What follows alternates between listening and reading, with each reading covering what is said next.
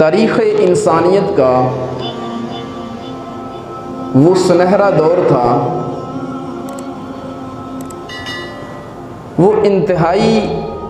خوشگوار لمحے تھے کہ جن لمحات میں اللہ کے آخری نبی حضرت محمد مصطفیٰ صلی اللہ تعالیٰ علیہ وآلہ وسلم اپنے اصحاب میں جلوہ گر تھے، اور آپ کی جلوہ گری سے یہ پوری کائنات دمک رہی تھی، چمک رہی تھی، اور آپ کے دم کرم سے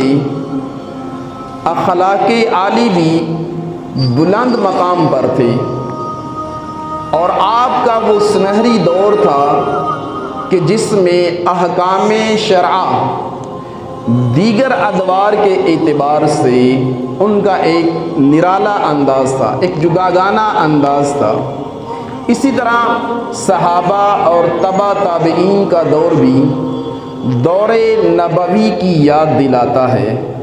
لیکن جیسے ہی یہ ادوار ختم ہوتے ہیں رفتہ رفتہ لوگ دین سے ہٹنا شروع ہو جاتے ہیں، اور طرح طرح کے فتنے اس کائنات میں روح پذیر ہونا شروع ہو جاتے ہیں، یعنی ظاہر ہونا شروع ہو جاتے ہیں۔ حضرت سیدنا ابو ہریرہ رضی اللہ تعالی عنہ روایت کرتے ہیں، نبی پاک صاحب لولاک صلی اللہ تعالی علیہ وآلہ وسلم نے ارشاد فرمایا، یکون فی آخر زمان دجالون کذابون یأتونکم من الاحادیث بما لم تسمعوا انتم ولا آباؤکم ایاکم و ایاہم لا یضلونکم ولا یفتنونکم۔ میرے آقا مدینے والے مصطفیٰ صلی اللہ تعالی علیہ وآلہ وسلم نے ارشاد فرمایا کہ آخر زمانے میں دھوکے باز دجالون کذابون، دھوکے باز اور جھوٹے لوگ آئیں گے، یعنی جو بظاہر دینداروں کا لبادہ اوڑے ہوئے ہوں گے لیکن حقیقت میں وہ فریب کار ہوں گے، وہ دھوکے باز ہوں گے، وہ جھوٹے ہوں گے۔ یأتونکم من الاحادیث ما لم تسمعوا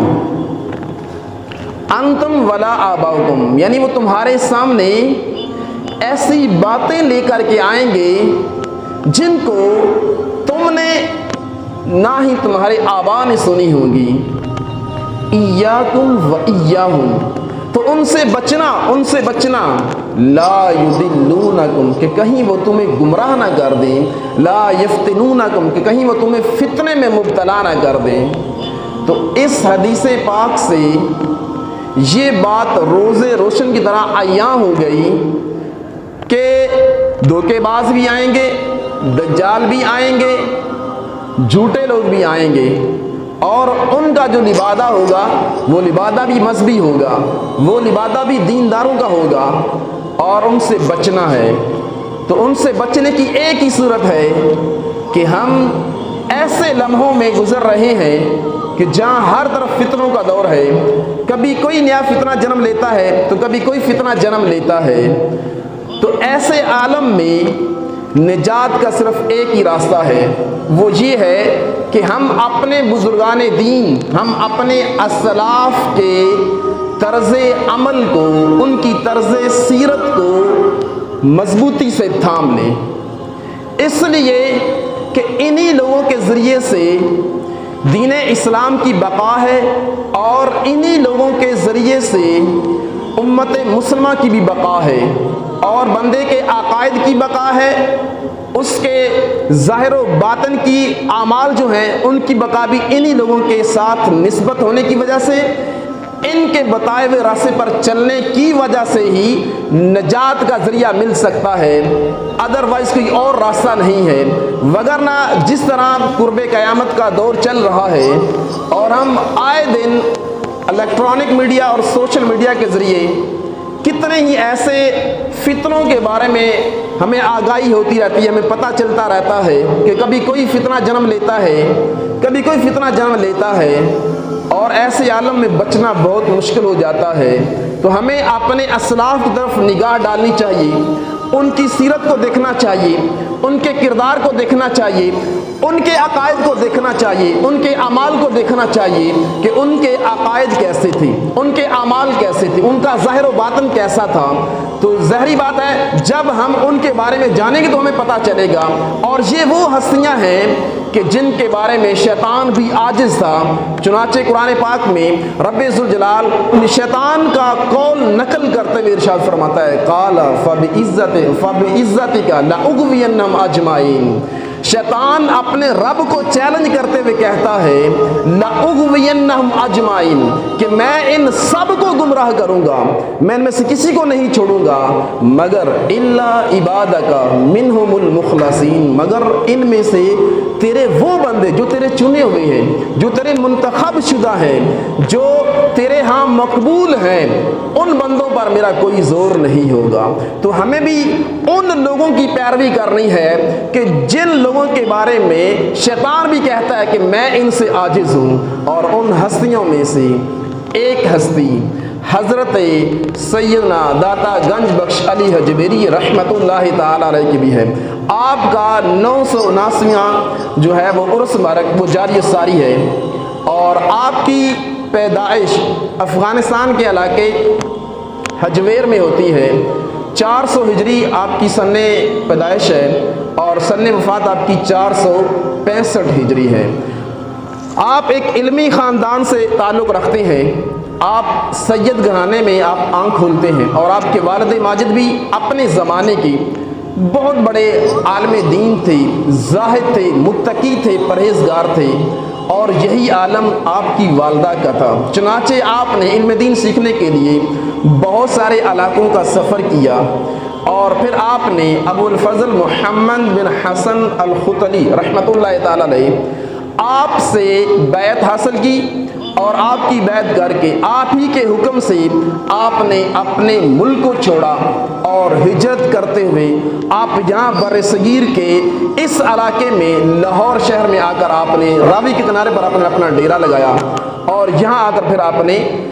دین اسلام کی اشاعت و ترویج کے لیے اپنی زندگی وقف کر دی، اور یہیں پر آپ کا مزار مبارک ہے۔ اور لاکھوں لوگوں کو آپ نے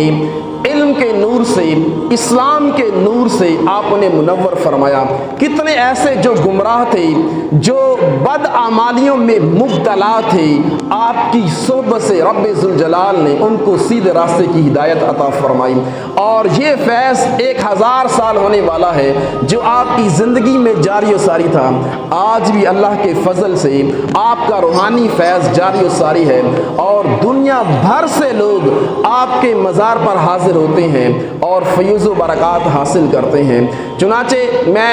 آپ ہی کی سیرت کے حوالے سے چند ایک باتیں عرض کروں گا۔ آپ کے ایک دوست تھے حضرت سیدنا ابو سعید حجویری رحمۃ اللہ تعالی، آپ کے رفیق تھے، آپ کے معتقد تھے، آپ کے بہت پیارے تھے۔ انہوں نے ایک بار آپ کی بارگاہ میں چند سوالات کیے، تو آپ نے ان سوالات کے جوابات میں پوری ایک کتاب تصنیف فرما دی، اور اس کتاب کو کشف المحجوب کے نام سے یاد کیا جاتا ہے۔ اور یہ ایک ایسی کتاب ہے کہ جو ہر طبقے، ہر دور کے شخص کے لیے راہ نجات اور زندگی گزارنے کا ایک ڈھب، ایک سلیقہ اور طریقہ بتاتی ہے، اور یہ اہل اسلام کے نزدیک، اہل حق کے نزدیک ایک حجت کی حیثیت رکھتی ہے۔ چنانچہ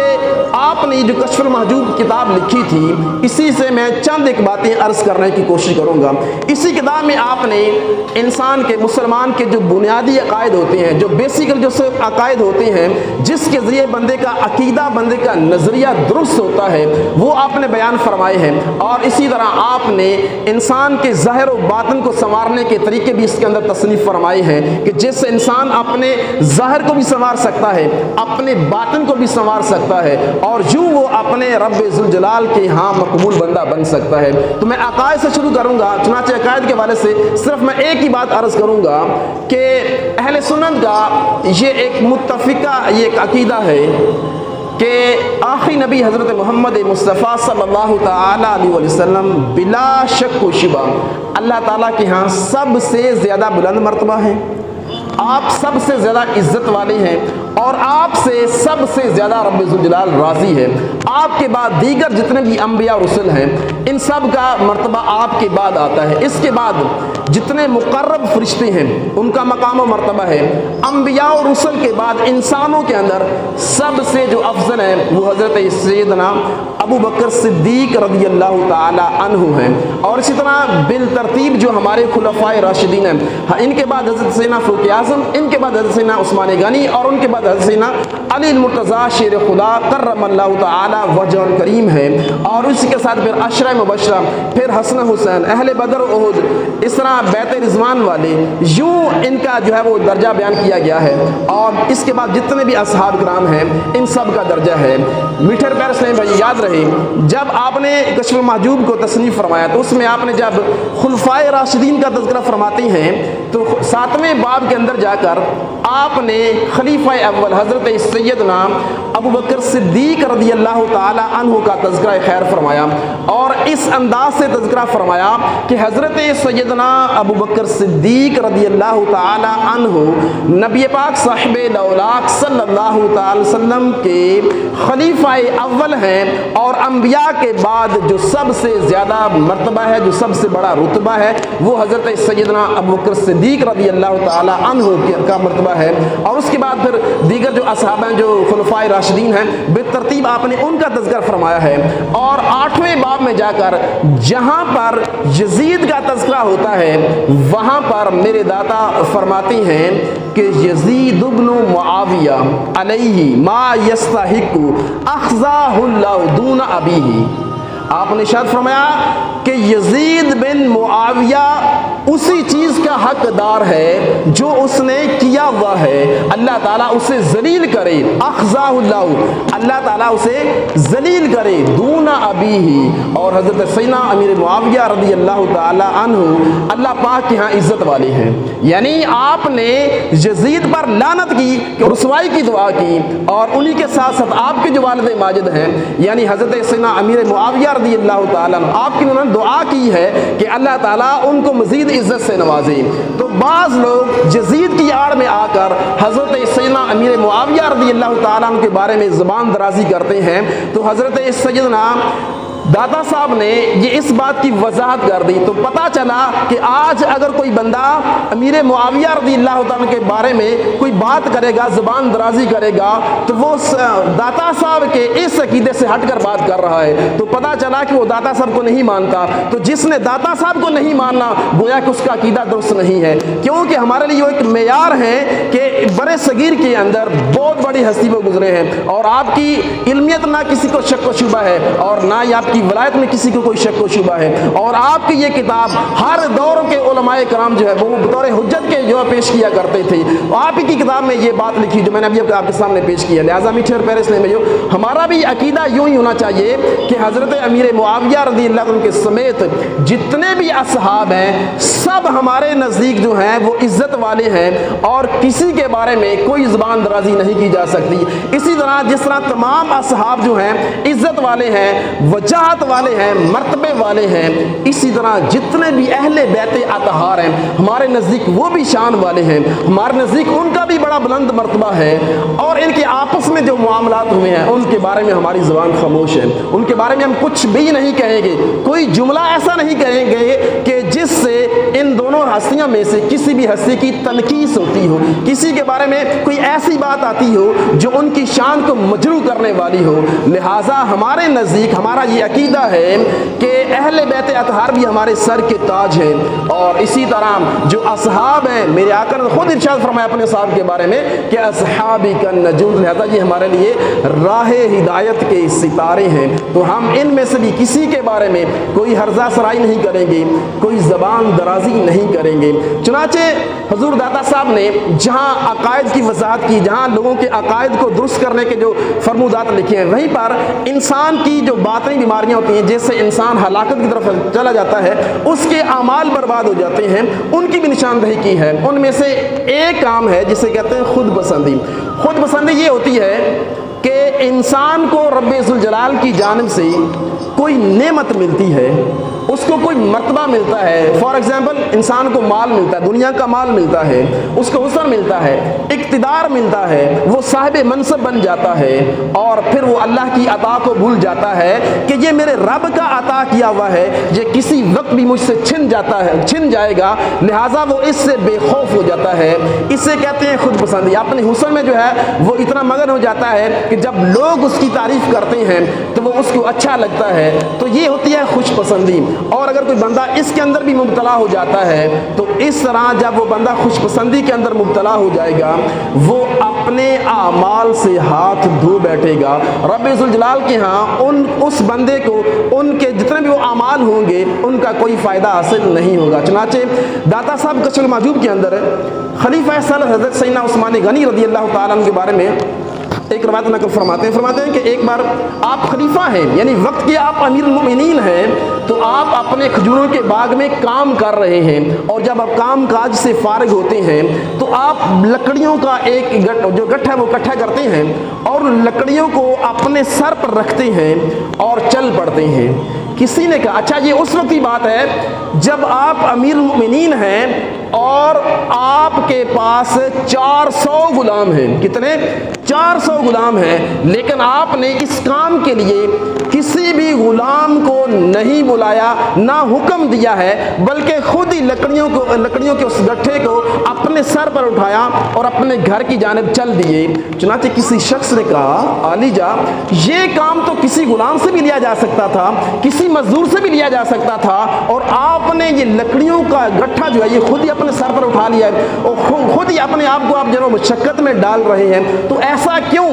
آپ نے ارشاد فرمایا کہ میں اپنے نفس کا تجربہ کر رہا ہوں، میں اپنے نفس کا تجربہ کر رہا ہوں کہ آیا یہ لکڑیوں کا گٹھا اٹھانے سے میرا جو نفس ہے وہ اس کو قبول کرتا ہے کہ نہیں کرتا ہے، وہ اس کو مانتا ہے کہ نہیں مانتا ہے۔ تو لہٰذا میں اپنے نفس کا تجربہ کر رہا ہوں، یعنی اپنے نفس کا محاسبہ کر رہا ہوں۔ یہ ہیں وہ لوگ کہ جن کے بارے میں اللہ کے نبی نے ارشاد فرمایا کہ دنیا میں چلتے پھرتے جنتی ہیں، لیکن دیکھیے نا ذرا کتنے خوبصورت ان کے اعمال ہیں کہ ان کی ذاتی زندگی کا جو ایک رویہ ہے، جو ایک انداز ہے زندگی گزارنے کا، کتنا سادہ ہے، کتنا بالکل جو ہے وہ بالکل پولائٹ، بالکل نرم سادہ سا ہے کہ آپ اپنے اندر وہ چیز پاتے ہی نہیں ہے۔ یعنی حالانکہ آپ چاہتے تو آپ کا صرف ایک اشارہ ہونا تھا، لیکن آپ نے کچھ اس طرح کا نہیں کیا، بلکہ آپ اپنے ضرورت کے جو کام ہوتے تھے وہ آپ خود ہی کر لیا کرتے تھے۔ تو اسی طرح اس کے اندر ہمیں بھی یہ ایک نصیحت ملتی ہے اور ہمارے لیے بھی ہے ایک وہ زندگی گزارنے کا طریقہ ملتا ہے کہ اگر دنیا کے اندر ہم صاحب اقتدار ہیں، ہمیں کوئی منصب ملا ہوا ہے، ہم کسی منصب پر فائز ہیں اور اللہ تعالیٰ نے ہمیں ایک مقام عطا فرمایا ہوا ہے اور ہمارے پاس نوکر چاکر ہیں اور ہمارے ایک اشارے سے ہمارے کام ہو جاتے ہیں، لیکن آپ ماشاءاللہ آپ کی بہت بڑی دکان ہے، آپ اپنی دکان پر بیٹھے ہوئے، آپ کی بہت بڑی کرسی لگی ہوئی ہے اور آپ اپنی کرسی پر بیٹھے ہوئے ہیں اور آپ کے ملازم آپ کے سامنے آپ کی دکان میں کام کاج کر رہے ہیں، آپ کی ورکشاپ میں کام کاج کر رہے ہیں، آپ کو پیاس لگ رہی ہے، آپ ذرا اٹھیں نا، خود آپ اپنے کسی ملازم کو نہ بلائیں، آپ خود اٹھیں اپنے پاس سے، یعنی اپنی جگہ سے اٹھتے ہیں اور جائیں کولر کے پاس جہاں پر آپ کا کولر لگا ہوا ہے اور اپنا گلاس لیں اور وہاں سے پانی لیں اور پانی میں جناب وہ لے کر پئیں، اور پھر ذرا غور کریں اس عمل میں آپ کی ذات پر، آپ کی ایگو پر ٹھیس نہیں پہنچتی ہے، کہیں آپ کی شان مجروح نہیں ہو رہی ہے، دل پر کیا گزر رہی ہے، اس کو پھر فیل کریں، اور اگر کچھ فیل ہو رہا ہے تو پھر سمجھے کہ میں خود پسندی کا شکار ہوں۔ یہ اس طرح کی جو باتیں ہوتی ہیں ان کو ہمیں ختم کرنا چاہیے۔ ہم چھوٹے چھوٹے کام کے لیے اپنے ملازموں کو جب دوڑا رہے ہوتے ہیں، حالانکہ وہ ہمارے کام کر رہے ہوتے ہیں، لیکن جب بھی ہماری ذات کا کوئی معاملہ آتا ہے تو ہم فوراً اپنے ماتحت کو حکم دیتے ہیں، یہ چھوڑو، پہلے یہ کرو، یہ نہیں یہ کرو، یہ نہیں یہ کرو۔ نہیں میٹھے پیارے اسلام بھائیو، ان کو بھی تھوڑا ریلیکس لینے دو، ان کو بھی تھوڑا کام کرنے دو، جو کر رہے ہیں ان کو وہ کرنے دو، اور اگر آپ کا اپنا ذاتی کوئی کام ہے نا تو آپ خود کیا کریں، اس سے آپ کی شان ذرا جتنی بھی مجروح نہیں ہوگی بلکہ آپ کی شان بلند ہوگی، آپ کا امیج اور بلند ہوگا۔ یہی تو ہمارے اسلاف کا طرز زندگی ہے، یہی تو ان کا انداز ہوا کرتا تھا کہ وہ اپنی ذات کے لیے اپنے غلاموں کو استعمال نہیں کرتے تھے، اپنی ذات کے لیے جہاں پر ان کی جو ہے وہ شان میں واہ واہ ہوتی ہو اس طرح کے کام وہ نہیں کرتے تھے، بلکہ وہ اس طرح کے کام کر کے بتاتے تھے کہ اپنا کام انسان انسان کو خود کرنا چاہیے، نہ کہ ہر وقت اپنے غلاموں کو، اپنے ملازموں کو دوڑاتے رہنا چاہیے، بلکہ خود بھی کچھ نہ کچھ ہمیں کرتے رہنا چاہیے، تاکہ کہیں ایسا نہ ہو کہ ہم خود پسندی کا شکار نہ ہو جائیں۔ اور یوں اگر بندہ خود پسندی کا شکار ہو جائے تو اس کے اعمال برباد ہو جاتے ہیں، اور اس کو تو یہ سمجھ نہیں آ رہی ہوتی، لیکن وہ اپنے منصب میں، اپنے اقتدار میں، چونکہ وہ محب ہوتا ہے، وہ اسی کی جناب ہوس میں ہوتا ہے، اس کو پتہ نہیں چل رہا ہوتا کہ وہ اپنے اعمال ضائع کر رہا ہوتا ہے۔ عند اللہ کے ہاں وہ جو ہے وہ مظلوم بن چکا ہوتا ہے کہ اس کے اعمال کا اس کو کچھ فائدہ نہیں ہوگا، اس کو کچھ اس کا کوئی مطلب کوئی بینیفٹ نہیں ملے گا۔ تو لہٰذا میٹھے اور پیارے اسلامی بھائیو، ہمیں کوشش کرنی چاہیے کہ اپنے اسلاف کی سیرت پر عمل کرتے رہنا چاہیے۔ جب آپ لاہور تشریف لائے تھے نا، تو اس وقت جانتے ہیں کہ سارا کفرستان تھا اور برائے نام یہ چند ایک مسلمان تھے۔ جب آپ تشریف لائے لاہور کے اندر، آپ نے ڈیرا لگایا، آپ کے دم کرم سے، آپ کی سیرت سے متاثر ہو کر ہندوؤں نے اسلام قبول کرنا شروع کر دیا، اور دن بدن اہل اسلام کی تعداد بڑھنا شروع ہو گئی۔ اب جو حاکم لاہور تھا وہ ظاہری بات ہے کافر تھا، ہندو تھا، اس کو جب پتہ چلا کہ کثرت سے لوگ اپنے دین کو چھوڑ رہے ہیں اور اسلام کو قبول کر رہے ہیں، تو اس کو بتایا گیا کہ کوئی درویش آیا ہوا ہے، وہ راوی کے کنارے پر بیٹھ کر اس نے ڈیرا لگایا ہوا ہے، اور لوگ اس کے پاس دھڑا دھڑ جا رہے ہیں، اور لوگ اپنے دین کو چھوڑ کر اس کے دین کو جو ہے وہ قبول کر رہے ہیں۔ بادشاہ کو بڑا غصہ آیا، تو اس نے فوراً اپنے سپاہیوں کو یہ آرڈر جاری کیا کہ جتنا جلدی ہو سکتا ہے اس درویش کو ہمارے شہر سے باہر نکال دیا جائے۔ چنانچہ وہ سپاہی جاتے ہیں، اب رات کا ایک پہر ہوتا ہے، اور آپ اپنے رب ذوالجلال کے ہاں محو عبادت ہوتے ہیں، ذکر فکر میں مشغول ہوتے ہیں، تو وہ سپاہی آتے ہیں اور آپ کے ساتھ جو ہے وہ سخت رویے سے پیش آتے ہیں، برا بھلا کہتے ہیں، لیکن آپ نے شاید فرمایا کہ اللہ کے حکم سے آیا ہوا ہوں، اللہ کی زمین پر بیٹھا ہوا ہوں، اور میں اللہ کے حکم کی جو ہے وہ بجا آوری کروں گا اور اس کی خلاف ورزی نہیں کروں گا، لہٰذا میں یہاں سے جانے والا نہیں ہوں۔ تو جب انہوں نے دیکھا کہ یہ بزرگ یہاں سے اٹھ نہیں رہے، تو انہوں نے کہا کہ اگر یہاں سے آپ اٹھیں گے نہیں تو ہم آپ کے خیمے کو آپ سمیت جو ہے وہ جلا ڈالیں گے۔ آپ نے فرمایا تم لوگ جو کرنا چاہتے ہو کر لو۔ چنانچہ انہوں نے بڑی کوشش کی خیمے کو آگ لگانے کی، لیکن خیمے کو آگ نہ لگی، تو وہ سمجھ گئے کہ یہ درویش کوئی عام بندہ نہیں ہے، یہ یقیناً کوئی پہنچی ہستی ہے، یقیناً یہ اللہ کا ولی ہے۔ اب یہ سپاہی واپس جاتے ہیں اور جا کر اپنے اس حاکم کو بتاتے ہیں کہ بھئی وہ تو اٹھنے والا نہیں ہے، وہ واقعی کوئی اللہ کا نیک بندہ لگتا ہے۔ اچھا، بجائے اس کے کہ وہ اپنے سپاہیوں کی بات پر غور کرتا، وہ الٹا غصے میں آ جاتا ہے اور چلا چلا کر کے کہتا ہے کہ اگر تم نے اس درویش کو نہ نکالا تو میں تمہیں بھی یہاں سے نکال دوں گا۔ اب یہ بحث و مباحثہ جاری تھا کہ محل کے اندر شور اٹھتا ہے کہ آگ لگ گئی ہے۔ اب لوگ اس آگ کو بجھانے کی کوشش کرتے ہیں، لیکن وہ آگ بجھتی نہیں ہے۔ جس قدر لوگ اس کو بجھانے کی کوشش کرتے ہیں اتنی ہی زیادہ وہ آگ بھڑک اٹھتی ہے۔ پھر حاکم لاہور جو ہے اس کو تھوڑی سی عقل آتی ہے، وہ غور کرتا ہے کہ اچانک سے آگ کا لگ جانا اور اس کا نہ بجھنا یقیناً یہ اس درویشی کا کچھ ہو سکتا ہے۔ چنانچہ اسی وقت وہ دل ہی دل کے اندر آپ کا عقیدت مند ہو جاتا ہے اور دوڑتا ہوا آپ کی بارگاہ میں حاضر ہو جاتا ہے اور معافی مانگتا ہے اور اپنے باطل مذہب کو چھوڑ کر اسلام کو قبول کر لیتا ہے۔ جیسے ہی یہ توبہ کرتا ہے اور اسلام کو قبول کرتا ہے، ادھر سے یہ بھی شورا اٹھ جاتا ہے کہ جو آگ لگی ہوئی تھی، جو بجھ نہیں رہی تھی، وہ خود بجھ گئی ہے۔ تو یہ ہیں اللہ والے کہ ان کے ہاں ان کو رب ذوالجلال نے یہ طاقت عطا فرمائی ہوتی ہے کہ یہ اپنی کرامت کے ذریعے، اور ان کو رب ذوالجلال نے علم نافع عطا فرمایا ہوتا ہے کہ اپنے مد مقابل کو اپنے علم کے ذریعے جب وہ قائل کرتے ہیں، اور اپنی کرامات کے ذریعے جو نہیں قائل ہوتے، جو جاہل ہوتے ہیں، ان کو پھر اپنی کرامات کے ذریعے جو ہے نا وہ اپنا مطیع کر لیتے ہیں، اپنا فرما بردار کر لیتے ہیں۔ دادا صاحب علی حج ولی رحمۃ اللہ تعالیٰ علیہ نے یوں آپ کے اپنی زندگی کے کم و بیش 30 سال یہاں پر گزارے تھے، اور 30 سال کے اندر آپ نے لاکھوں لوگوں کو اسلام کے اندر داخل کیا۔ ہزاروں ایسے جو مجرم تھے، جو طرح طرح کے جرائم میں مبتلا تھے، آپ کے دم قدم سے، آپ کی صحبت سے وہ توبہ طائب، انہوں نے ان جرائم سے توبہ کی اور اللہ کے جو ہے وہ سچے پکے بندے بنے، اور آپ کے دم گرم سے آپ کے ہی یعنی اتنا عرصہ گزر چکا ہے، لیکن دیکھیے کہ آج بھی لوگ لوگ آپ کے مزار پر حاضر ہوتے ہیں، جو وہ اپنی حاجت لے کر کے جاتے ہیں اور سچے دل سے جب وہاں پر ان کا واسطہ دے کر، ان کا وسیلہ دے کر جب دعا کرتے ہیں، رب ذوالجلال ان کی اس حاجت کو، اس پریشانی کو رفع کر دیتا ہے، اس کو دور کر دیتا ہے، اور ان کی جو حاجت ہوتی ہے رب ذوالجلال پورا فرما دیتا ہے۔ ہمیں بھی چاہیے کہ ہم اپنے اسلاف کی سیرت کو پڑھا کریں، سنا کریں اور ان کے ساتھ عقیدت رکھا کریں۔